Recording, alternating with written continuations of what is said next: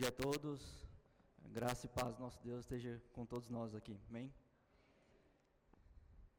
Gostaria de compartilhar com todos aqui nessa manhã uma meditação sobre a nossa satisfação. O que nós buscamos nessa vida aqui na Terra? O que consideramos importante para nós? Quais são nossas prioridades? O que de fato nós valorizamos?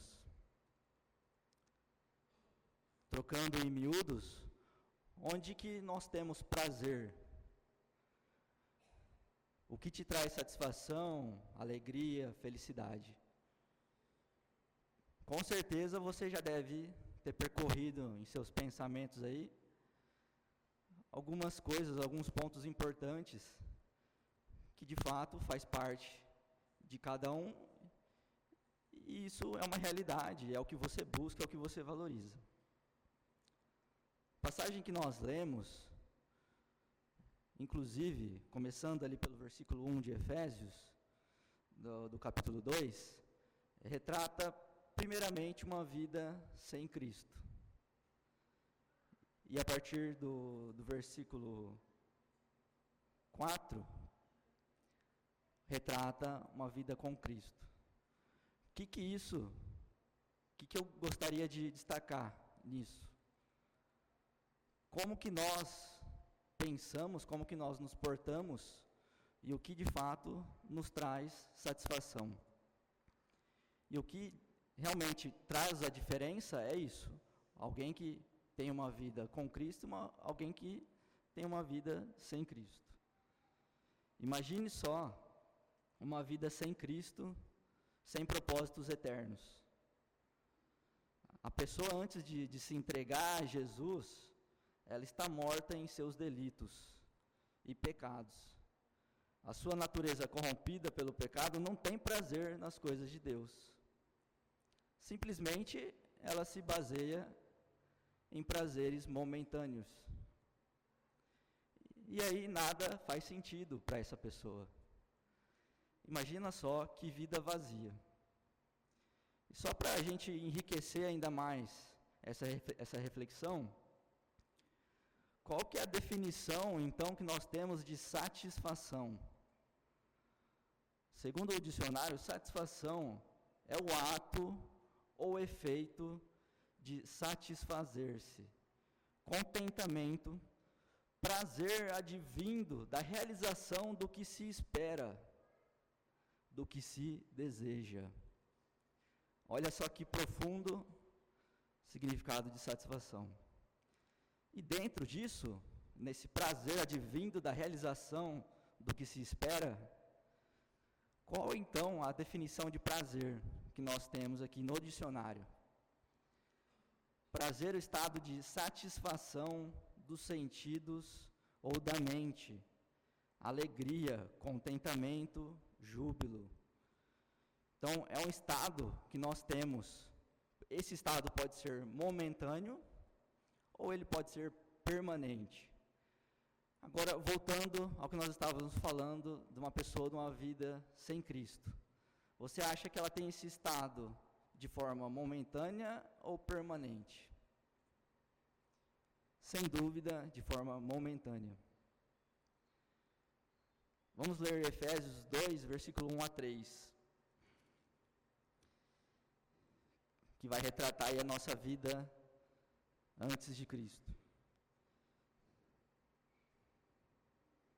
Ele vos deu vida, estando vós mortos nos vossos delitos e pecados, nos quais andastes outrora, segundo o curso deste mundo, segundo o príncipe da potestade do ar, do espírito que agora atua nos filhos da desobediência, entre os quais também todos nós andamos outrora, segundo as inclinações da carne, fazendo as vontades da carne e dos pensamentos, e éramos, por natureza, filhos da ira, como também os demais. Olha só, então, qual que é o princípio de alguém que não tem a Cristo? a pessoa se baliza totalmente nos desejos da carne. Uma pessoa que não tem esperança. Olha também lá em 1 Coríntios, capítulo 2, versículo 14. Paulo, o apóstolo, escrevendo também aos Coríntios, disse que o homem natural não compreende as coisas de Deus. Então, como nós vamos compreender as coisas de Cristo? Entregando a nossa vida a Ele. Abra lá em 1 Coríntios 2, versículo 14. Ora, o homem natural não compreende as coisas do Espírito de Deus, porque lhe parecem loucura, e não pode entendê-las, porque elas se discernem espiritualmente. Então, alguém que não conhece a Cristo, ao olhar a vida de um cristão, e aquilo que ele tem prazer, aquilo que ele lhe traz felicidade, parece loucura, porque ela não tem o discernimento espiritual. Não pode entender isso. É loucura aos olhos do mundo. Em contrapartida, a partir lá do versículo 4 de Efésios 2, se você puder voltar para lá, Efésios 2, versículo 4, em contrapartida nós vemos agora o que nos possibilitou a reconciliação com Deus, que é exatamente Cristo. Então, vamos ver agora a vida com Cristo. Versículo 4. Mas Deus, sendo rico em misericórdia, por causa do grande amor com que nos amou, e estando nós mortos em nossos delitos, nos deu vida juntamente com Cristo, pela graça sois salvos. E juntamente com Ele nos ressuscitou e nos fez assentar nos lugares celestiais em Cristo Jesus, para mostrar nos séculos vindouros a suprema riqueza da sua graça em bondade para conosco em Cristo Jesus.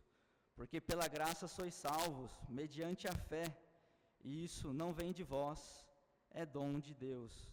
Não de obras, para que ninguém se glorie, pois somos feitura dele, criados em Cristo Jesus, para as boas obras, as quais Deus de antemão preparou para que andássemos nela.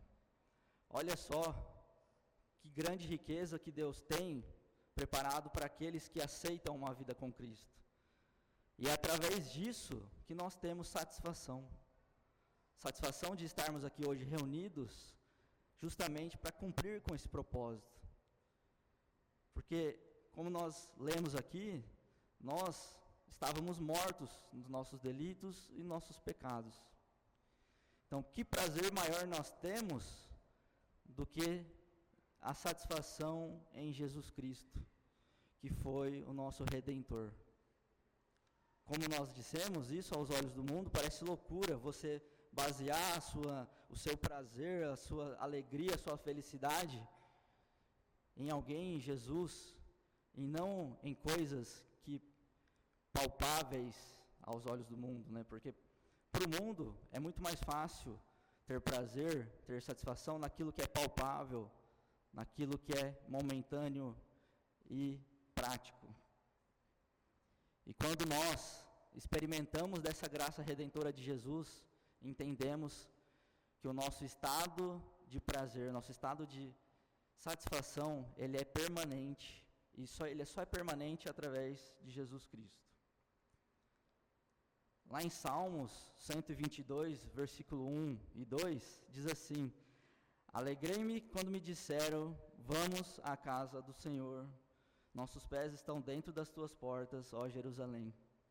Há uma alegria maravilhosa na alma redimida, quando tem a oportunidade dela se reunir com o corpo de Cristo, com seus irmãos na fé. Afinal de contas, nós estamos numa celebração, e isso deve ser motivo de satisfação para nós, deve ser motivo de grande prazer.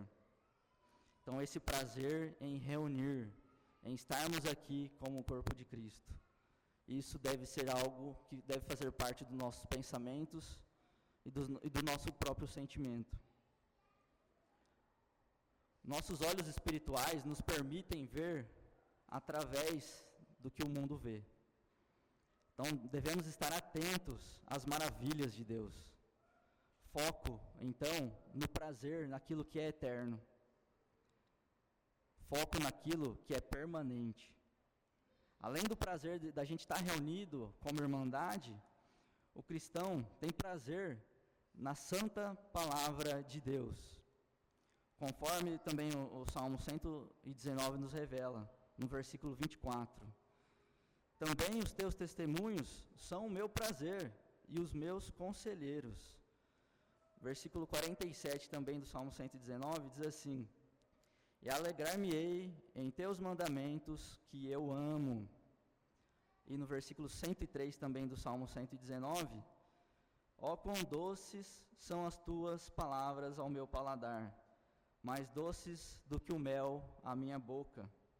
Então nós precisamos conquistar, precisamos exercitar esse prazer na palavra do Senhor. Por quantas vezes o mundo nos apresenta algo que parece prazeroso, mas que na verdade não leva a nada, e que muitas vezes nós caímos na cilada de ainda dedicarmos tempo a isso, sendo que nós temos a palavra do Senhor para nós aqui, e essa sim nos proporciona um prazer permanente.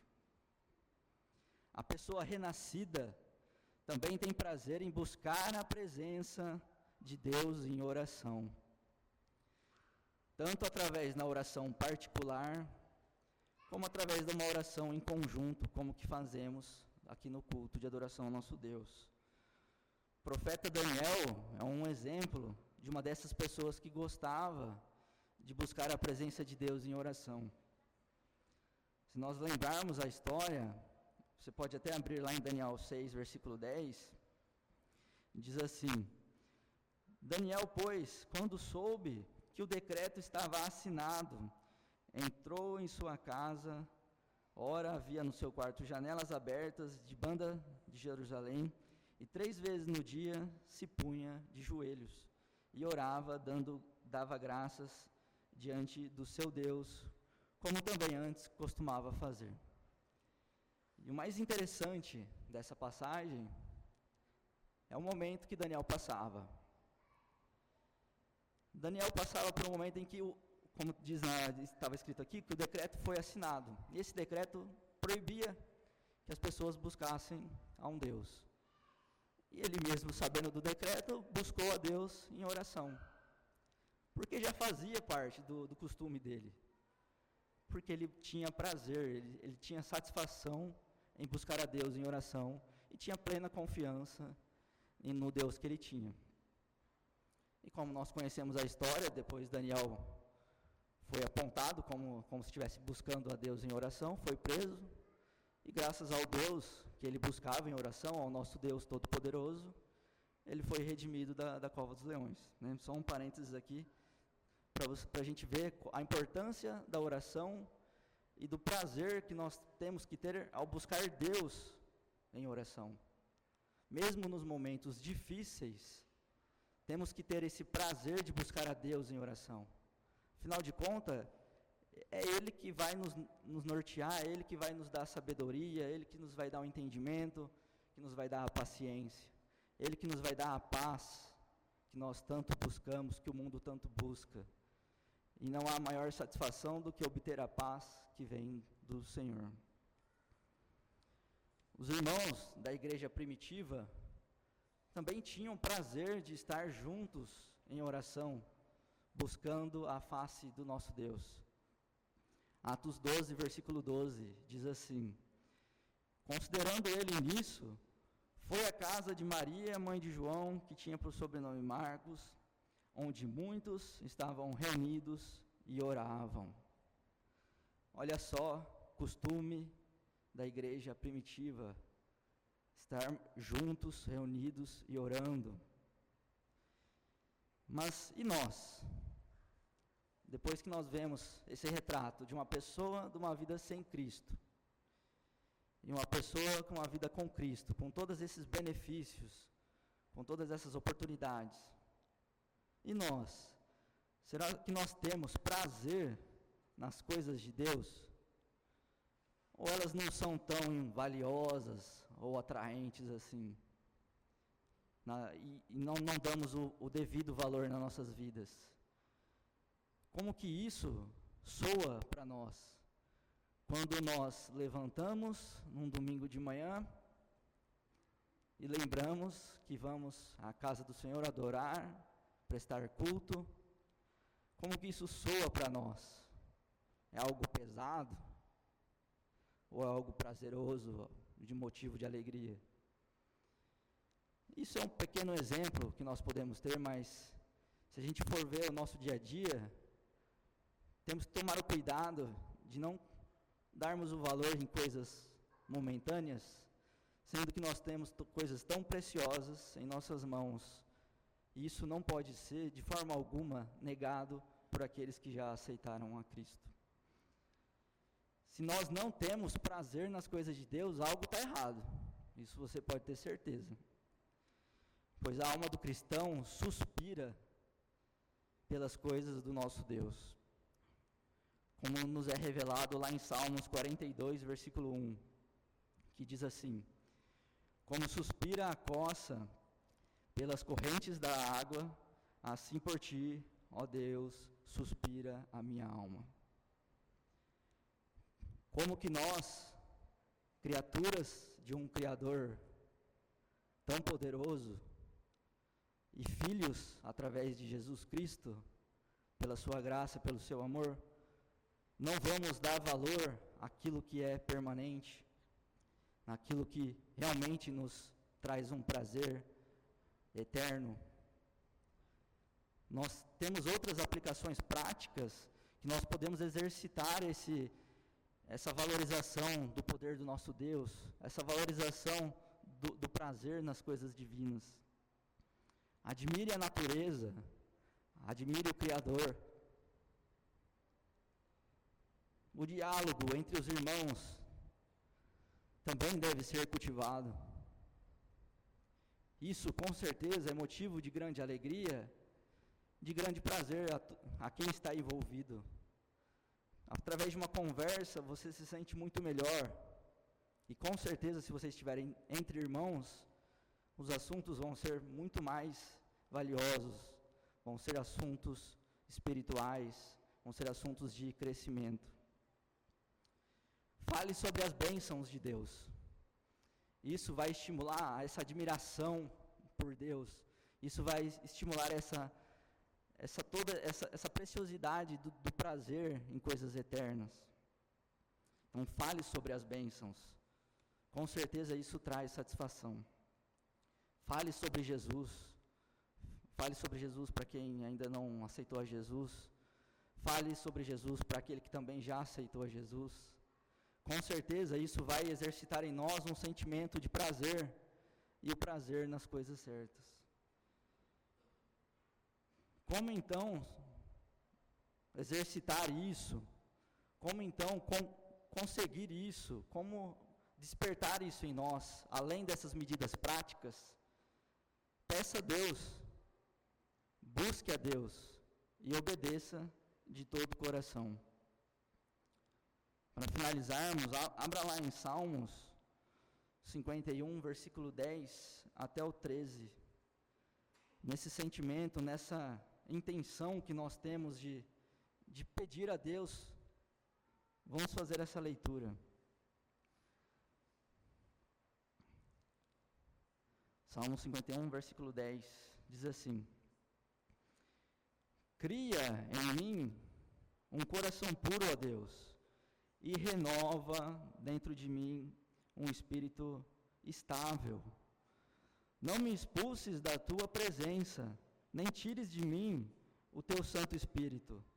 Devolve-me a alegria da sua salvação e sustenta-me com um espírito pronto a obedecer. Então ensinarei os teus caminhos aos transgressores, para que os pecadores se voltem para ti. Tudo que nós falamos está aqui.